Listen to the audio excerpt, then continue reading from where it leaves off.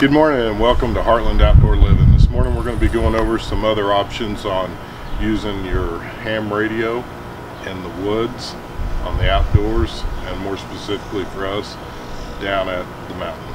So let's get to the video.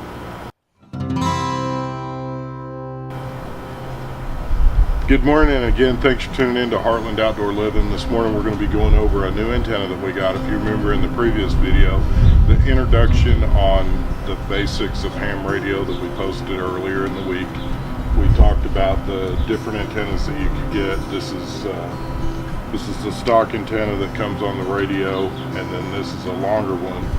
And I believe I showed you a video of a short clip of the J-pole antenna that we purchased from jpoleantenna.com.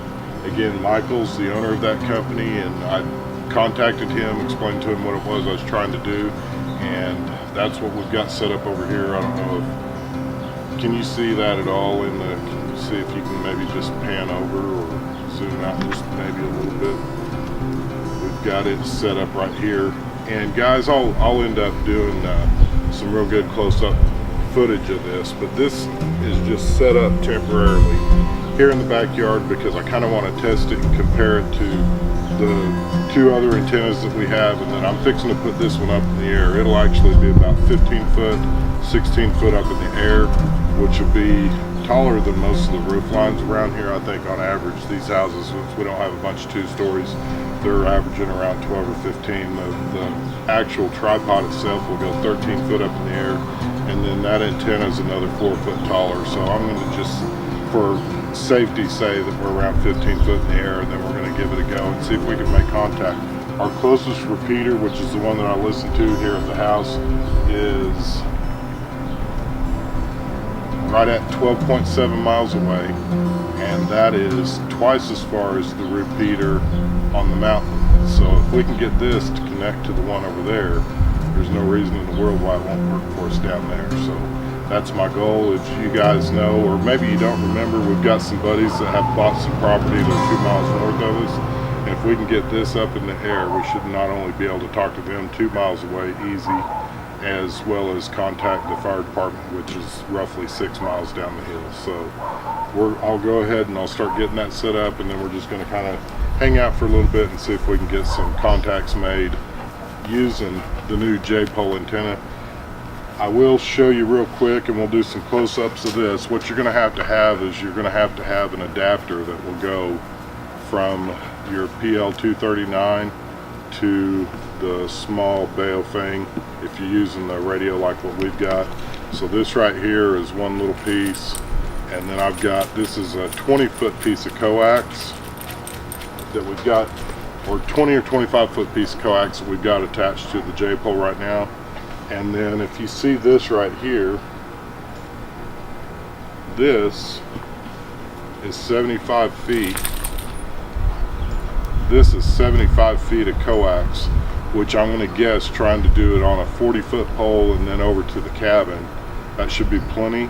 And this is actually, let's see here, this is the RG8.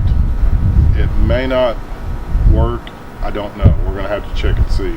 I got this from the Coax Man, and I'll tell you what I did. The Coax Man, I mentioned him in the earlier video. Mike is out of Mustang, went over to his shop, and he actually... Okay, anyhow, I'm sorry, I'll get sidetracked. They start talking in the evenings, and that's why I wanted to do this video in the evening. But anyways, Coax Man, I'll put a link down below. He's the one that hooked me up with this cable. This cable's about, it's a little bit more than $50 a foot, and the cable that I may end up needing is closer to $1 a foot. And what we decided to do is try the cheaper first. If cheaper works, then we'll do that, and if not, I'll go back and I'll end up buying the $1 a foot cable. And I'll do another video on that when we actually get this posted up on the mountain and try to make some contacts there. But let me get this antenna in there. Let's see if we can start picking up any of this chatter that we're already hearing.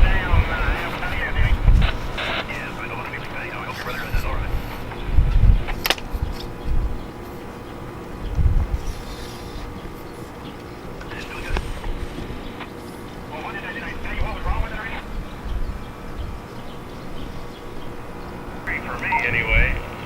They sent a shipping label. Okay.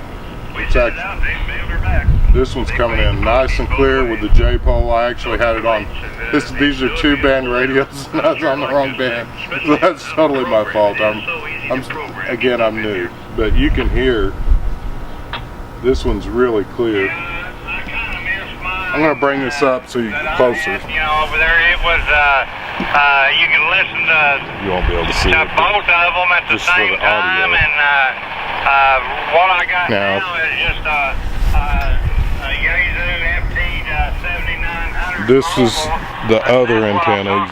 You can tell it's got a little bit of static going on. But I have an identical one in there on the desk. Seems to do a good job, but I kind of messed that tooth down, Roger. And this is the rubber ducky antenna. It's got a little bit of static. Like it pretty good. Now the thing that I find interesting, if I let this radio go, it doesn't, it's not picking up nothing. One thing I found I couldn't do, and we'll figure that out one of these days, or somebody will tell me how to do it. But this one's nice and clear. Everything working fine on it. You can hear static coming off of both the other ones. Yeah, those are excellent radios for the 240 and 440. Plenty of power there if you want it. The HF is good, sounds good on them. For a shack in the box, that thing works good. And Yaesu's got one out. It's FT 991A. And I don't know, I haven't talked to anybody that has one of those, but I bet they're pretty decent radios. I think that Gordon might have one of them guys, or had it converted to the You still hear all that? A or something like that. Yeah, that's crystal clear. He talked about. I don't know if that's that one or not, but anyhow. Pretty impressed with the like a dandy radio. J-pole. That's impressive. Yeah, that one does everything just like the 2000 does. It does HF and VHF. I'm going to let them finish their conversation, and then when they get done, I'm going to try to break in and see if I can get at least an antenna test, somebody to reply. So we'll come back to the video here in a minute when they're done talking.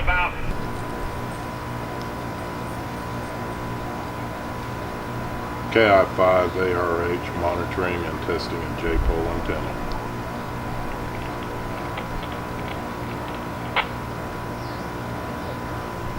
Sounded really staticky.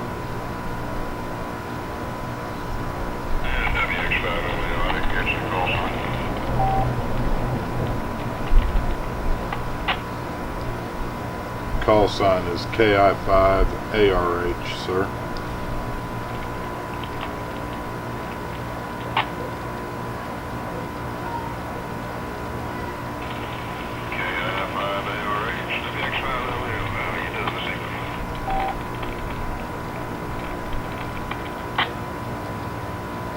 I'm doing real good, sir. I'm actually testing out a J-pole antenna that I just picked up, and I'm operating here in South Oklahoma City on a Baofeng handheld.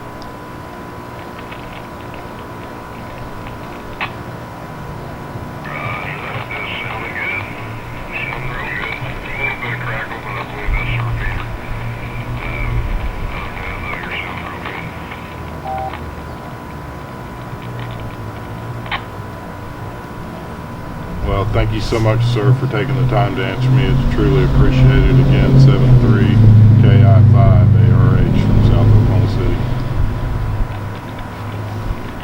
Boom. Yeah, not a problem anytime.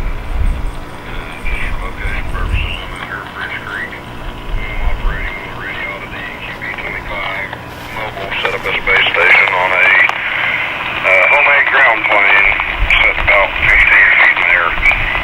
So, yep, sounding real good on this end. But good to hear somebody new on the repeater. Nice talking with you. 73 Steve, WX5LEO. Big pleasure.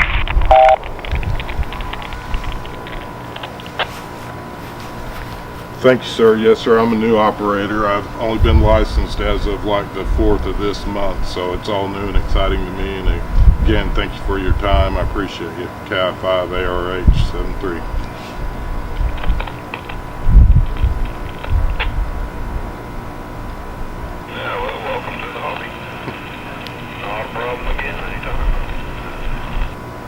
Well, that answers that. That repeater is roughly 12.5 miles away. Again, that one's, where'd he say, Bridge Creek?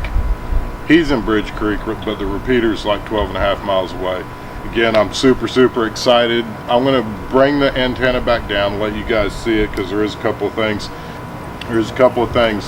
You want to make sure that you turn your radio off when you're going to be taking these cords off or the antennas off.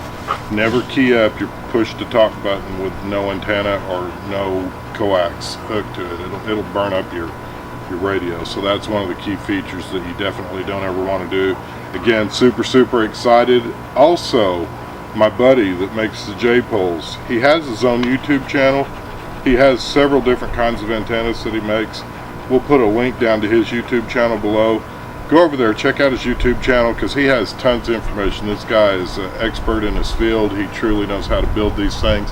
Again, this is straight out of the post office box up on as you guys know, this is one of my photography light tripods is what I've got it set up on. I did build a little wooden deal to hold the antenna up there, but this thing's working right out of the box.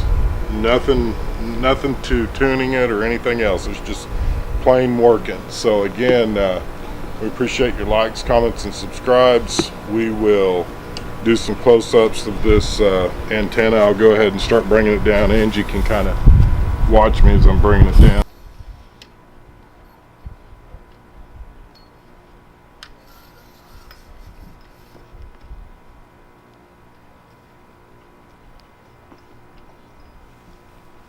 Your actual antenna starts here.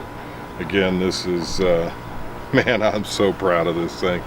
I was thinking about actually painting it to kind of camouflage it up in the woods, but it's this thing was pure copper colored the day I got it. I've actually left it outside a couple of days, and you can see it's already starting to turn colors. So that's actually, it's going to camouflage. Nature will camouflage itself. Again, when I went over and met with Mike over in Mustang, he gave me a couple of old J-pole antennas that need a little bit of work. I'm pretty excited about them because we're going to need a J-pole antenna here at the house, and that's why I went ahead and I built this. Is we're going to end up probably ordering another antenna from J-pole antennas just for here at the house. That way I can play around and mess around and talk to folks in the backyard. But it's just made out of a 2x4 and it just slides up there. We live in an HOA area where I can't get by with leaving a big antenna up year round, so that's just a temporary fix. But we're again super excited. We'll definitely be giving Michael another call and ordering us another J-pole for here at the house. I want to get probably they're cheap enough, guys. I don't remember how much it is. I'll post the link down below, but this thing, for the quality it is and everything made as nice as it is, it's cheap enough you could have one at home, have one in your truck. We're going to maybe do some storm spotting later on in the year, and I'm not too sure that we couldn't use a little rig like this, get out in the middle of somewhere and just, you know, maybe do some I don't know, who knows what we could do. We could get out in the middle of nowhere and make contacts with other folks. I don't know. I know it's silly, but it's as long as you're having fun, what difference does it make? I mean, that's what, life's too short not to be silly. Life's too short not to be having fun. Amen. Again, well, I'm going to cut this video because I know that I'm just super proud of how well this thing is working. Made us another contact. That makes like contact number 2 or 3 we got under our belt, so we're really getting on there as far as contacts, guys. We're up to 2 or 3 now. We'll have to log this one. It's going to be man, the logbook's getting thick. Oh, speaking of, I'm going to have Angie make me a logbook. It's going to be cool. It's going to be a leather logbook. Cool. I will post pictures of it as soon as she delivers it to me. I'll bring you guys a video on it. Again, appreciate your likes, comments, and subscribes. May you have a blessed week. Bye.